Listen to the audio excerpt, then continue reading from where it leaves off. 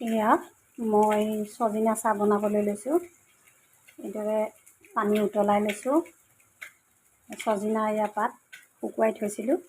এতিয়া মই পানীখিনি দিম, উতলিব দিম। তাৰপিছত এইখিনি ভালকৈ যেতিয়া উতলি পাতটো অলপমান সিজিব, তেতিয়া মই কাপত চেকনি দি চেকি দিম। ধুনীয়া এটা ৰং ওলায়। তাৰপিছত তাতে লং দিম। লং দি মোৰ মানুহজনক খাবলৈ দিম। আৰু মোৰ মানুহজনে প্ৰায়ে খায় এই ছজিনা পাতৰ চাহ। ছজিনা পাতটো বহুত উপকাৰী। ইয়াত এই পাতটো আমি কেঁচাই দালিত দি খাব পাৰোঁ, বৰা ভাজি খাব পাৰোঁ বা পিটিকা কৰিও খাব পাৰোঁ। আৰু এনেকৈ শুকুৱাই থৈ দিলে টেমাত এইদৰে টেমাত ভৰাই থৈ দিছোঁ মই।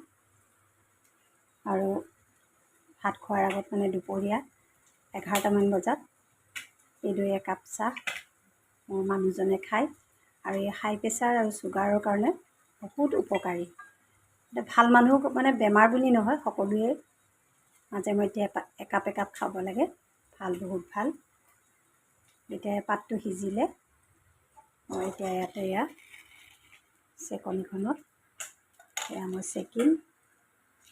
এইটো ধুনীয়া এটা কালাৰ আহে।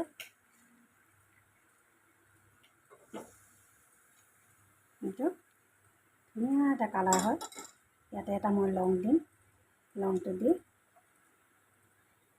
মানুহজনক খাবলৈ দিম।